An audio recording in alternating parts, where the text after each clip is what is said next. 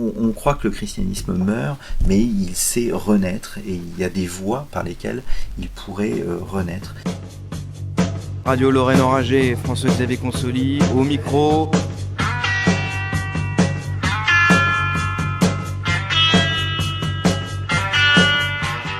Bonjour ou bonsoir, chers auditeurs, amis lorrains, amis d'ailleurs. Bienvenue sur Radio Lorraine Enragée, la radio du Terre-Terre Lorrain. François-Xavier Consoli, comme d'habitude, pour vous servir.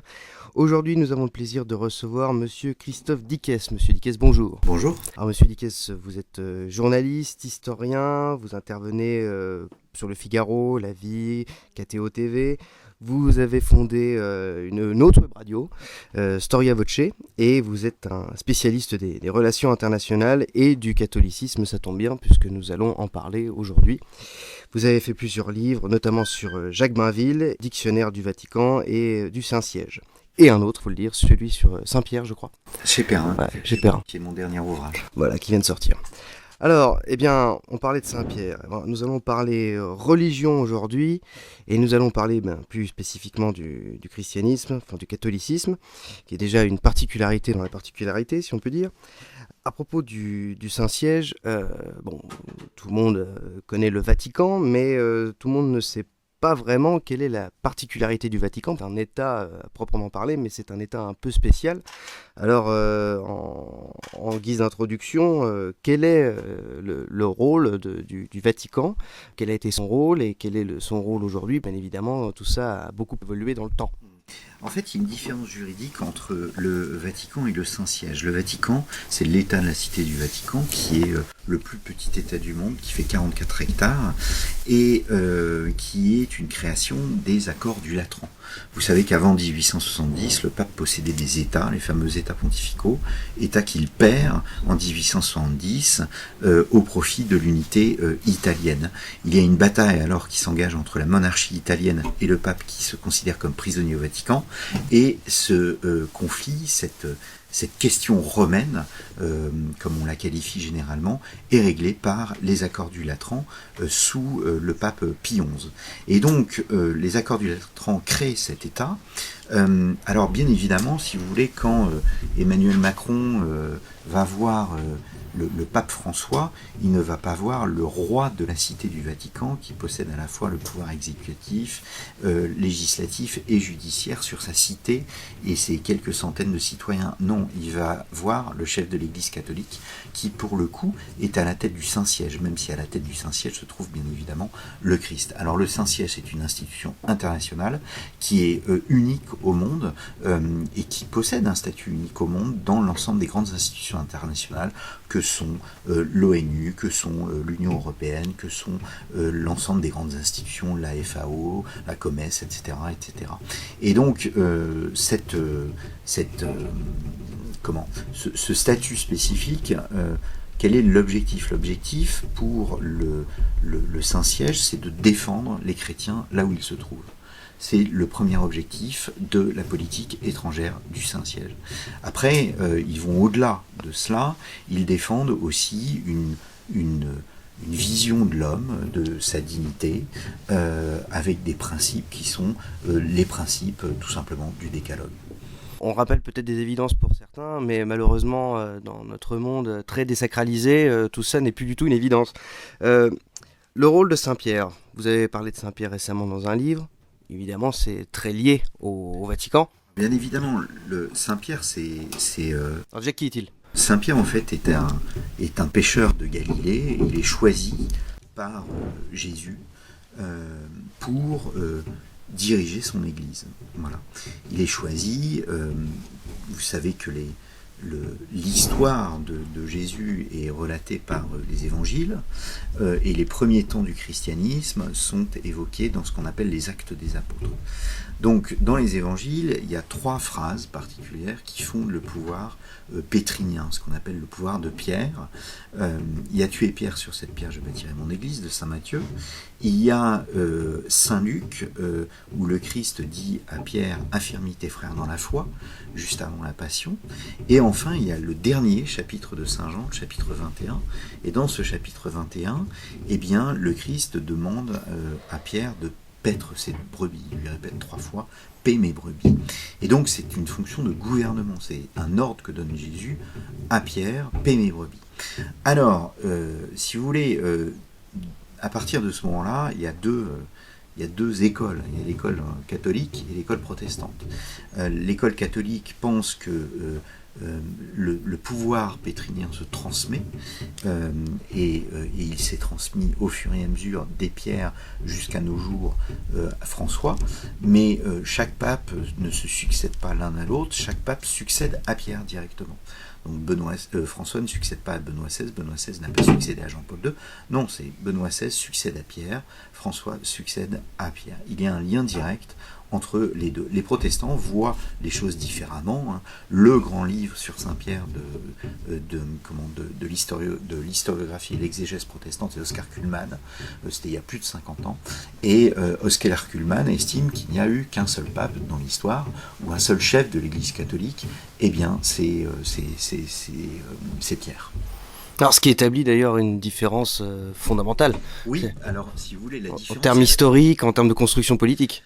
En termes de ce qu'on appelle l'ecclésiologie. L'ecclésiologie, c'est l'étude des structures de l'Église. Et en fait, le livre que je viens de sortir chez Perrin a pour sous-titre Saint-Pierre, le mystère et l'évidence. Le mystère, c'est le fait que Jésus en fait confie son Église à un homme qui va le renier 3 fois, ce qui est quand même assez incroyable.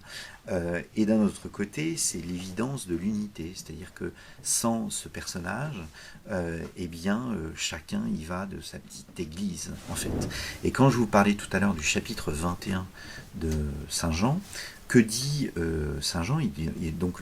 En fait, ce chapitre 21, les exégètes estiment que ce n'est pas Saint Jean qui l'a écrit, mais la communauté johannique. Et pourquoi la communauté johannique écrit ce chapitre ? Parce qu'elle est orpheline.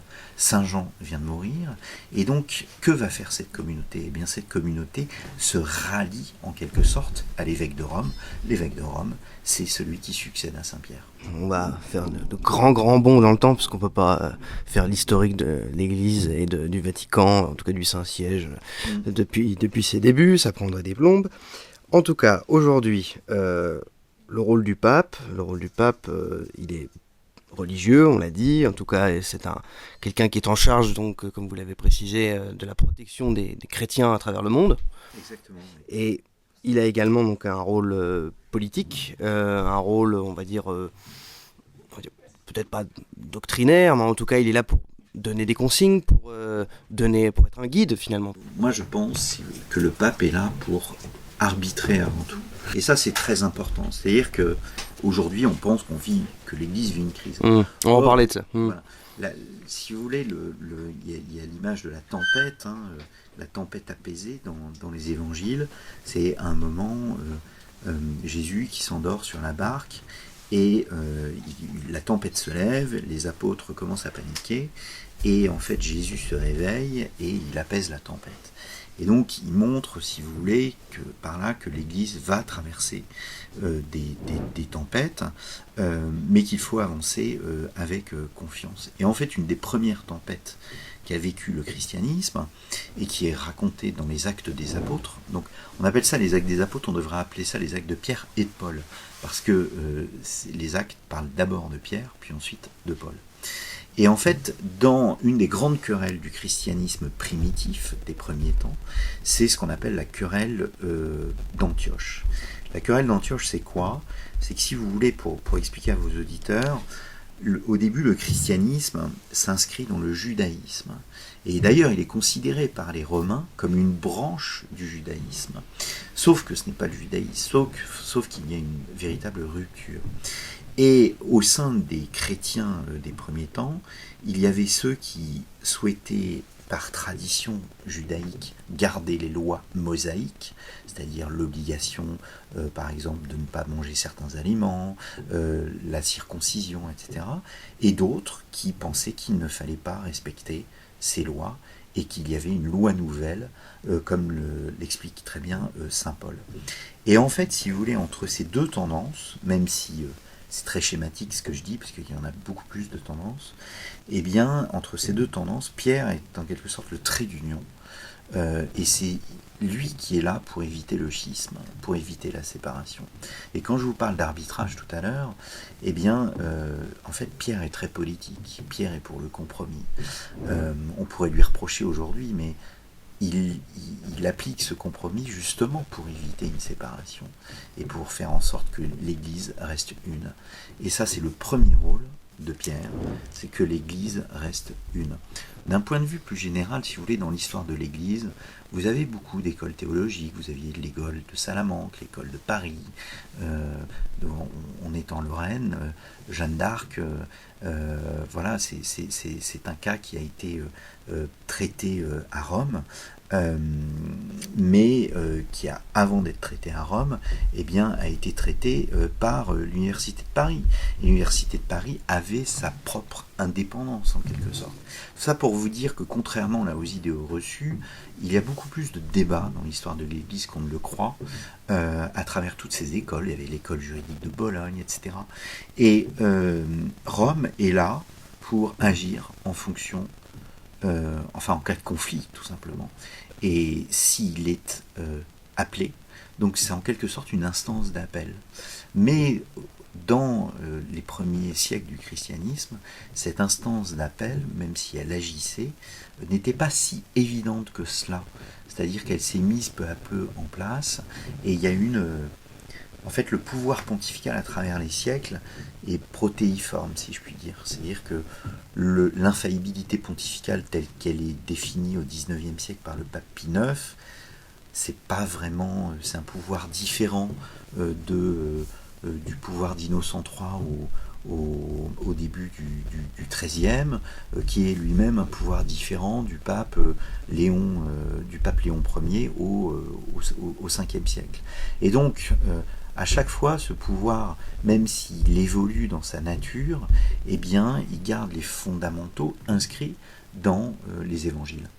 Donc, si le pape est une sorte d'arbitre, aujourd'hui, le croyant, qu'il vive au Brésil, en France, ou que sais-je, il se réfère à la parole du pape qui, en quelque sorte, vient lui dire voilà la meilleure des choses à suivre.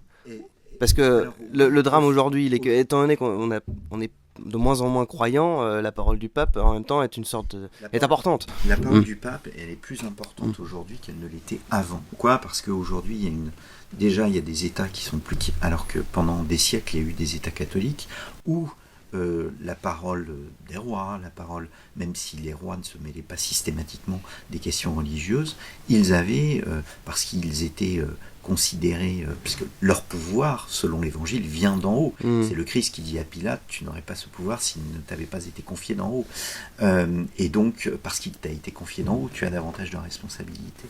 Et donc, les rois, la fille aînée de l'Église, le roi très chrétien, le roi espagnol, l'empereur d'Autriche-Hongrie, tout cela, ce sont des pouvoirs qui ont eu une importance sur le plan religieux, parfois même trop, on l'a vu dans l'anglicanisme, puisque l'anglicanisme, la couronne anglaise a souhaité se séparer de Rome. Le problème, si vous voulez, c'est que, parce que je pense personnellement que c'est un problème, c'est-à-dire que Rome est devenu en fait le centre de tous les regards, et que ce pouvoir s'est centralisé, n'a cessé de se centraliser, et aujourd'hui on n'a Dieu que pour Rome. Et on voit le pape comme un personnage infaillible, ce qu'il n'est pas, parce que c'est un homme de pouvoir comme beaucoup d'hommes de pouvoir. Et comme tout homme, il y a des choses qu'il peut faire qui sont bien, et il y a des choses qu'il peut faire qui sont mal. Et le meilleur exemple, c'est Saint Pierre lui-même, puisque Saint Pierre, je vous l'ai dit tout à l'heure, a renié le Christ. Donc ça veut bien dire que et en soi, le choix du Christ est un choix. Il aurait pu choisir un homme parfait, il aurait pu choisir un chef de guerre. Non, il choisit un pêcheur de Galilée qui n'est pas un intellectuel, même s'il avait une intelligence instinctive, même si c'était un grand observateur, même si voilà, il avait des qualités que n'ont pas forcément des intellectuels. Mais il avait ce défaut, cette tâche indélébile du reniement. Et ce qui nous montre bien que, en quelque sorte, le pouvoir pontifical ne peut pas être un pouvoir parfait. C'est pour cette raison que dans le catholicisme, eh bien, on défend la foi et la raison. La raison estime qu'on a le droit, tout un chacun, de réfléchir, et que même si on doit respecter même si un catholique doit respecter le catéchisme, eh bien il peut aussi faire donner son avis sur certains sujets, ce que prévoit tout à fait le droit canon aujourd'hui. Voilà. Pour filer là-dessus, est-ce que c'est pas l'erreur, entre guillemets, de beaucoup, après la Révolution française, étant donné que, justement, vous l'avez dit, le pouvoir politique très chrétien disparaît, en tout cas se fait trancher la tête, il reste aux chrétiens quoi? Il reste le pape, et on tombe dans le papisme, c'est-à-dire on vénère évidemment cette parole. Exactement. Mais alors c'est moins la Révolution que le Concile Vatican II, et l'idée qu'il doit y avoir une véritable séparation de l'Église et de l'État. Mais cette séparation de l'Église et de l'État, elle est très intéressante, parce que vous pourriez vous dire, mais c'est normal qu'il y ait une séparation de l'Église et de l'État, parce que s'il y a une séparation de l'Église et de l'État, c'est la phrase de Aristide Briand qui disait sur Saint Pie X, c'est le seul à avoir tout compris. Aristide Briand, qui était un opposant de l'Église, c'est le seul à avoir tout compris. Qu'est-ce qu'il a compris, Pie X? Il a compris qu'il préférait la liberté de l'Église plutôt que les biens de l'Église. C'est-à-dire que la séparation de l'Église et de l'État a amené l'Église française à faire un choix. Et ce choix, c'était de laisser ses biens à la République, en revanche, de reprendre sa liberté. Pour éviter justement que le pouvoir temporel s'immisce sur les affaires spirituelles. Et ça a été un choix, qui est un choix politique. Alors, est-ce que c'est un bon choix? Est-ce que c'est un mauvais choix? En historien, j'ai pas à me prononcer sur cette question, mais ça a été un choix qu'a fait l'Église à un moment donné. C'est un choix qui diffère de plusieurs siècles de l'histoire de l'Église, puisque dans l'histoire de l'Église, le pape Gélase, à la fin du 5e siècle, si mes souvenirs sont bons, est un pape qui montre bien la relation qui doit exister entre le pouvoir temporel et le pouvoir spirituel.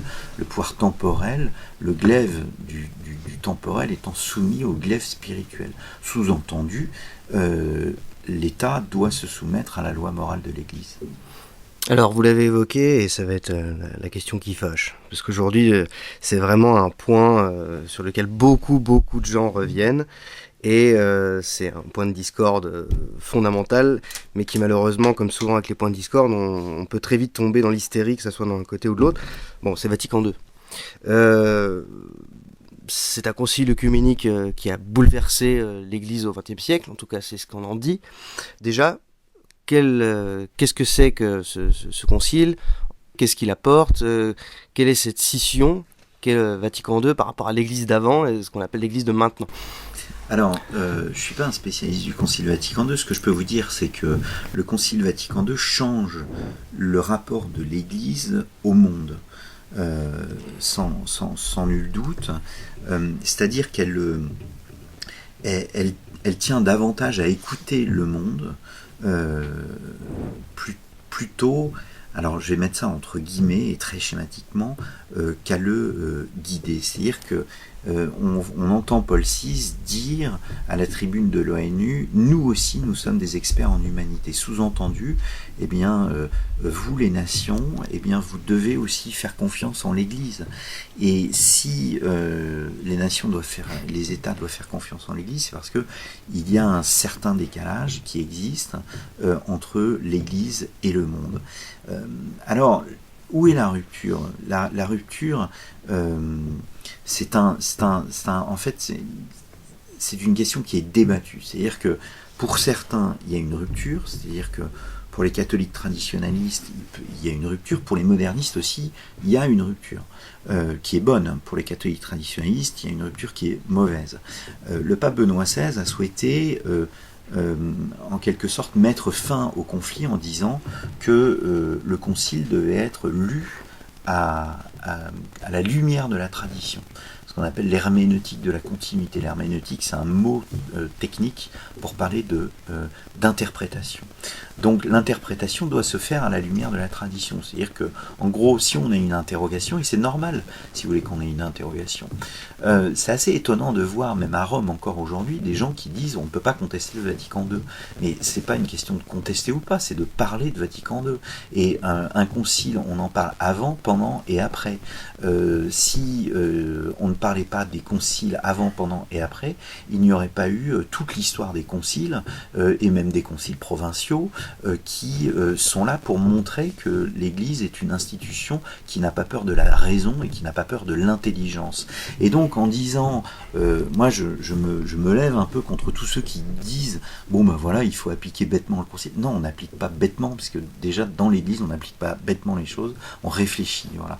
Le catholicisme, c'est une religion du verbe, c'est pas une religion du livre, et encore moins du livre Vatican II. Ce ne sont pas des commandements, c'est pas un code de la route, pour résumer. C'est pas un code de la route. Bien sûr qu'il donne des impulsions, bien sûr qu'il donne un esprit, mais c'est, si vous voulez, tout ce qui peut paraître ambigu, mal dit, et en fait chaque texte pontifical ou chaque texte des conciles peut être parfois interprété dans un sens ou dans un autre. Et donc, il s'agit, pour Benoît XVI, à un moment donné, il a dit, voilà, il y a une herméneutique de la continuité, c'est-à-dire qu'il faut l'interpréter à la lumière de la tradition. Ce à quoi le pape François, dans une interview de 2013 à la revue Études, qui est la revue des Jésuites, donc le pape François est un jésuite, dit qu'il y a une herméneutique de la rupture et en même temps de la continuité. Donc il y a une continuité ou une rupture, enfin c'est très jésuitique comme phrase, soit c'est une rupture, soit c'est une continuité. C'est du en même temps, quoi. Mais c'est pas, c'est exactement, ça peut pas être les deux en même temps. Donc, vous voyez, je laisse aller ma parole sur la critique de la chose. Mais donc, si vous voulez, voilà, vous avez ces trois écoles, hein, parce que finalement il y a trois écoles.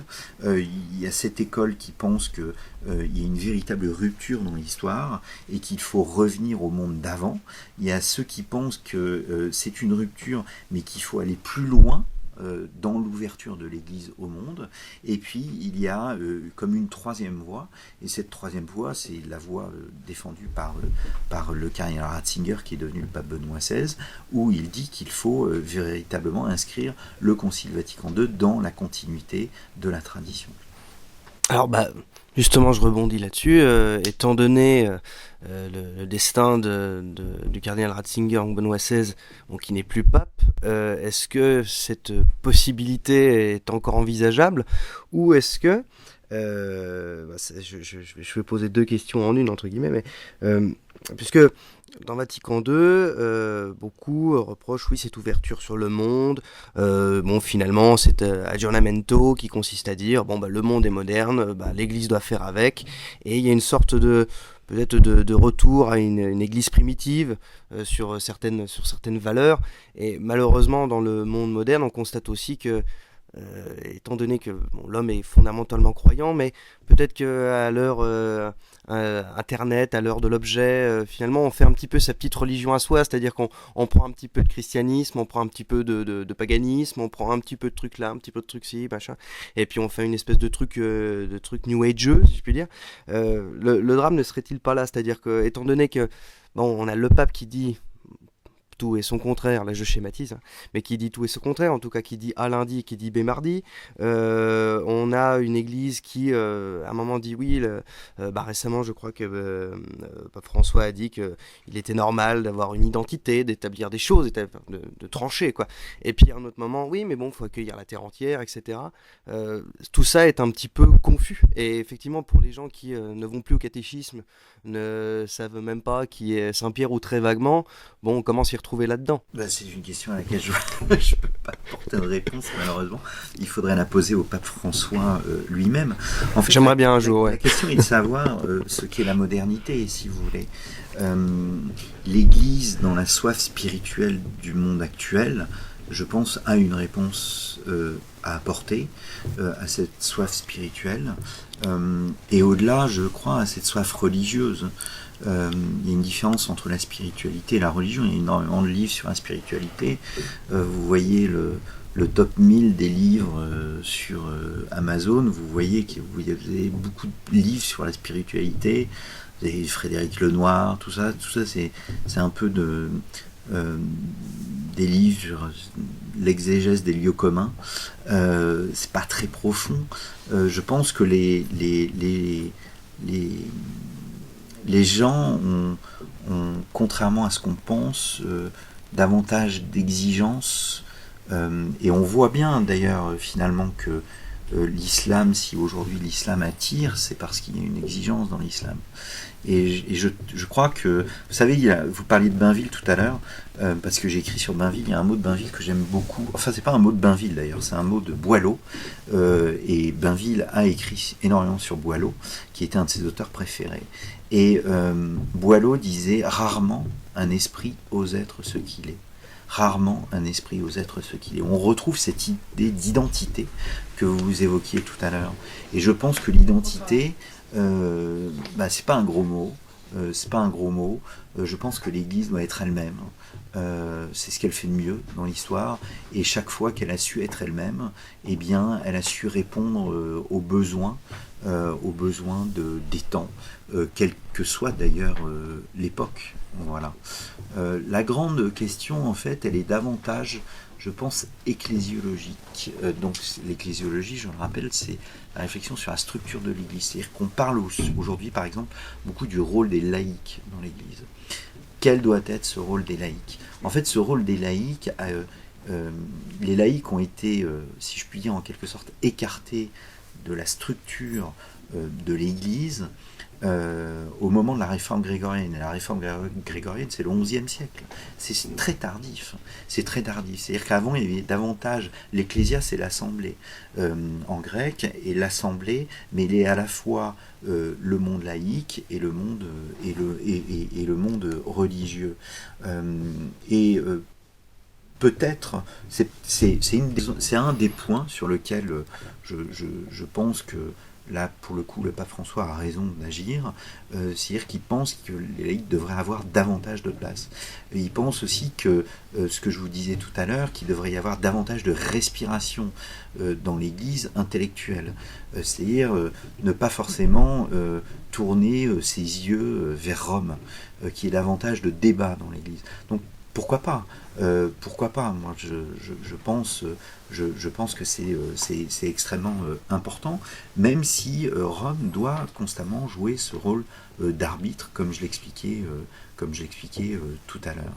Donc, et c'est là où il y a un peu un paradoxe chez François, c'est-à-dire que d'un côté, il dit qu'il souhaite davantage de débat dans l'Église, et puis de l'autre, il apparaît comme un homme extrêmement centralisateur dans son pouvoir, dans ses décisions, même au sein du Vatican, c'est-à-dire que c'est un homme qui est coupé de la curie.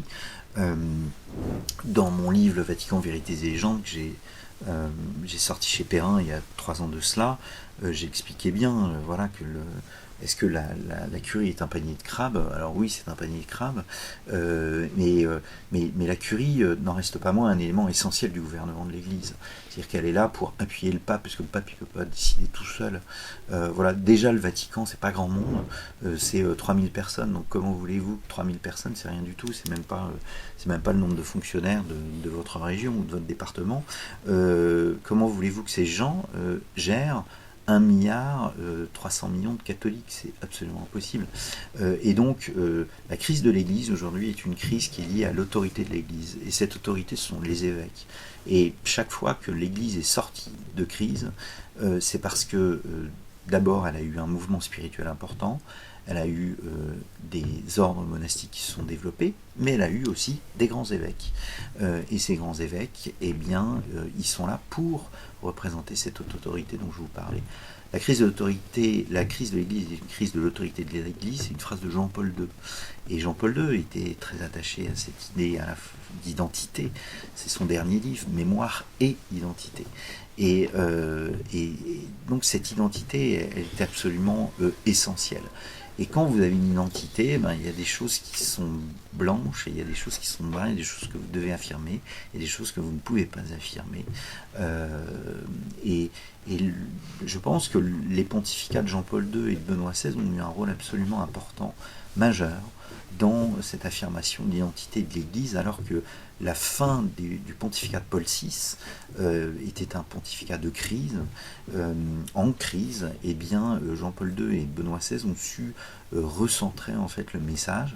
Alors Jean-Paul II, en ouvrant en quelque sorte l'Église, en permettant par exemple à la jeunesse, à travers les JMJ, de participer à cette vie de l'Église, et Benoît XVI, en théologien, en étant enseignant, eh bien, je crois qu'il a aussi apporté cette pierre absolument essentielle, notamment ces encycliques sont des encycliques qui sont consacrées aux 3 vertus théologales. Les 3 vertus théologales sont les 3 vertus les plus importantes, la foi, l'espérance et la charité. Alors la foi, ça a été signé par le pape François, mais ça a été écrit sous le pontificat de Benoît XVI. Ça devait être la dernière encyclique écrite de sa main, mais c'est le pape François qui l'a signé, parce qu'un pape émérite, d'ailleurs le titre de pape émérite est un titre en soi contestable, il ne pouvait pas, bien évidemment, Benoît XVI l'a signé alors qu'il n'était plus pape.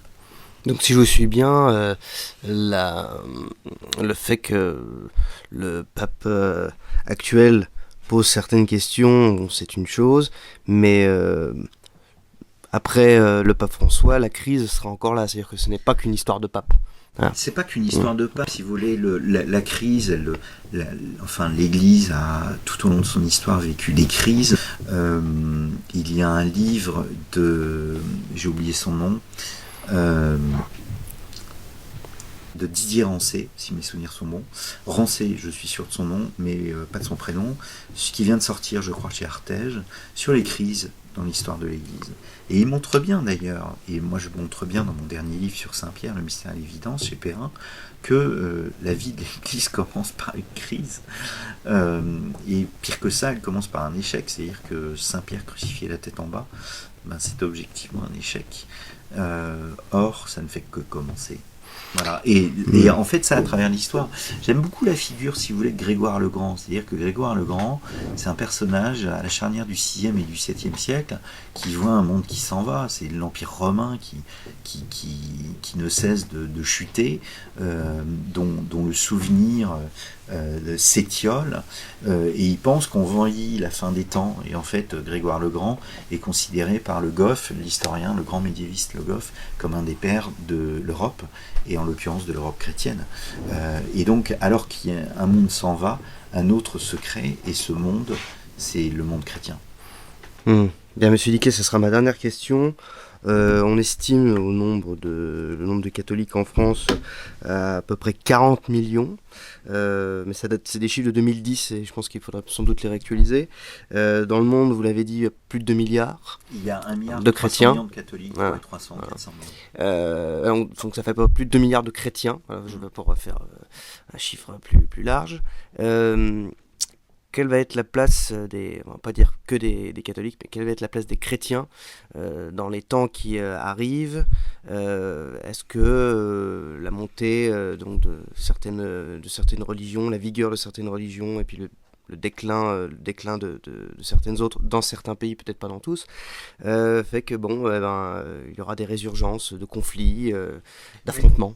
C'est pas qu'il y a des résurgences. Il y a aujourd'hui des conflits, il y a aujourd'hui des pays où les chrétiens, le christianisme est la première religion persécutée dans le monde. Il y a environ 4000 à 5000 morts chrétiens par an, de personnes donc, qui meurent pour leur foi. Donc il y a des pays où la liberté religieuse n'est pas appliquée, où on ne peut pas vivre sa foi, ce qui pose problème. Donc c'est pas demain, c'est aujourd'hui que ça se pose, cette question. Alors quel est l'avenir du christianisme? C'est une énorme question.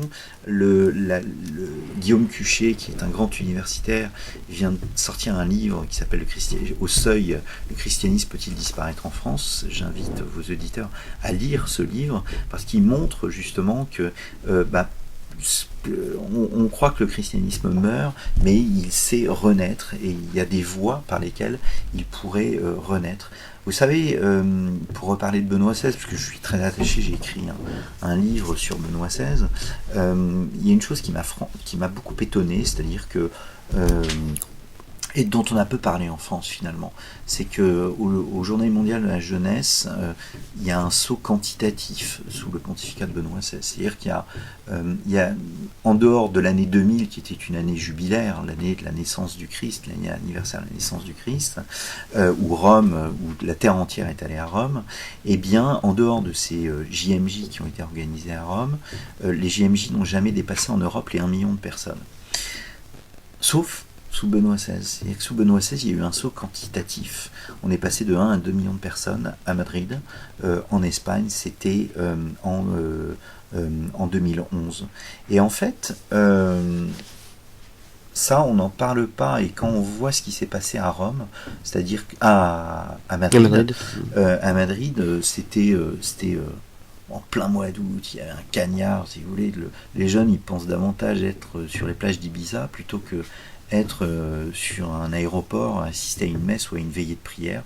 Or là, il y avait une messe, une veillée de prière, et c'était absolument un moment étonnant et fascinant, qui montre que, alors qu'on considérait que ce pape était loin, éloigné de la jeunesse, etc., eh bien qu'il avait su répondre à leur soif spirituelle.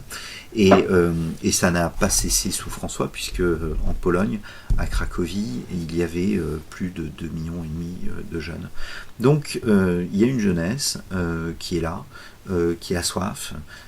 Alors souvent on la traite d'identitaire. Moi je pense que c'est pas une jeunesse identitaire dans le sens négatif du terme, c'est une jeunesse qui sait vivre sa foi et qui tient à cette identité catholique, qui est pas une culture.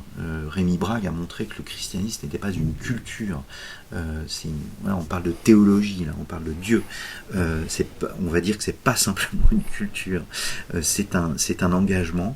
Et vous avez aujourd'hui une jeunesse qui s'engage. Vous avez une génération Jean-Paul II, une génération de Benoît XVI qui s'engage dans son milieu et qui potentiellement, eh bien, peut constitue les troupes en quelque sorte du catholicisme de demain. Alors j'utilise le terme de troupe qui est peut-être un terme militaire, mais que j'utilise à dessein parce que sur les tombeaux qui se situent à Rome au musée Pio Cristiano, c'est-à-dire sur les premiers temps chrétiens, il y a énormément de tombes où on représente en fait Saint-Pierre, où on représente Jonas, où on représente le Christ. Et en fait, les chrétiens sont représentés en soldats. En soldats, ce sont les Miles Christi, les soldats de Dieu, et ils sont représentés avec non pas un casque romain, mais avec ce qu'on appelle un bonnet pannonien. Et le bonnet pannonien, c'était un bonnet que revêtaient les militaires romains quand ils faisaient de longues marches, parce que le pèlerinage ici-bas est long. Donc c'est un symbolisme que de montrer ces chrétiens qui marchent tout au long de leur vie sur terre. Voilà. Bien, monsieur Dickès, merci. Merci à vous. Pour cet entretien, on espère que la jeunesse aura ouvert ses esgourdes sur ces sages paroles. Et quant à moi, je vous remercie. Je rappelle votre dernier ouvrage, Saint-Pierre, le mystère et l'évidence, chez Perrin. Et il y en a bien sûr bien d'autres. Vous pouvez aussi retrouver notre invité sur la web radio Storia Voce. Et quant à moi, chers amis, je vous invite à mettre un petit pouce bleu, à vous abonner si ce n'est pas encore fait, à nous aider aussi sur Tipeee si vous en avez la possibilité. C'était François-Xavier Consoli. La vie commence toujours demain et haut les cœurs.